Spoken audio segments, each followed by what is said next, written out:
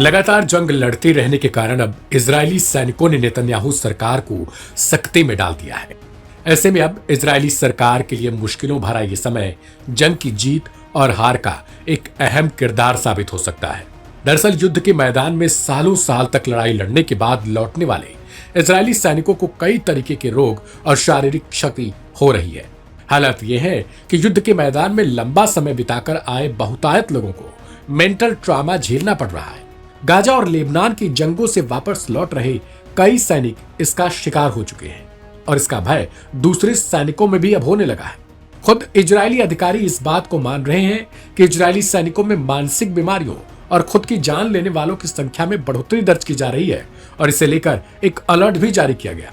इसका अंदाजा आप इस बात से लगाइए कि मानसिक स्वास्थ्य केंद्रों में आने वालों की संख्या में 40% तक की बढ़ोतरी दर्ज की गई है। इजरायल की ही कुछ मीडिया रिपोर्ट्स की माने तो गाजा युद्ध से वापस आने वाले 1/3 से भी ज्यादा सैनिकों को दिमाग से जुड़ी हुई समस्याएं पाई जा रही हैं। इजरायली रक्षा मंत्रालय के रिहैबिलिटेशन डिवीजन ने अगस्त में एक आंकड़ा जारी किया था और इस बयान में उन्होंने बताया था हर महीने 1000 से ज्यादा नए घायल सैनिकों को इलाज के लिए जंग से हटाया जाता है, जिनमें से 35% अपनी मानसिक स्थिति को लेकर ही शिकायत करते हैं। वहीं अन्य 27% में PTSD यानी पोस्ट ट्रॉमेटिक स्ट्रेस डिसऑर्डर की समस्या होती है। इजरायल से आने वाले अधिकतर रिपोर्ट्स में इसी बात का जिक्र हो रहा है कि इजरायली सैनिकों की मौत ज्यादातर खुद से अपनी जान लेने वालों की है। जंग के मैदान में वे डिप्रेशन का शिकार हो रहे हैं।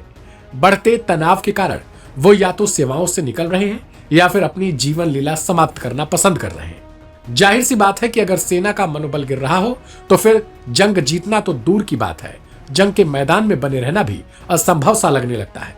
हालांकि ऐसे मामलों के बावजूद इजराइल गाजा पर अपनी बमबारी को बंद नहीं कर रहा। खंडहर हो चुके पूरी तरीके से गाजा में हर रोज बमबारी से वहां हजारों लोगों की मौत हो रही है और फिर वे दाने दाने को मोहताज बन चुके हैं।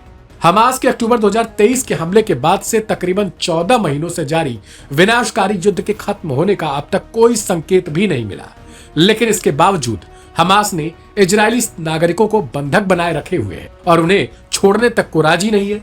हालांकि लगातार युद्ध के कारण गाजा की अधिकांश आबादी विस्थापित हो गई है और जीवन गुजारने के लिए अंतर्राष्ट्रीय सहायता पर निर्भर है, लेकिन दूसरी तरफ इजराइल बार बार कोशिशें कर रहा है कि वो किसी तरीके से अपने नागरिकों को रिहा करा ले, क्योंकि इजराइल के लोग ही अब ये खुद मान रहे हैं कि नेतन्याहू सरकार ने युद्ध तो ठान लिया, लेकिन उस युद्ध से उन्हें हासिल क्या हुआ।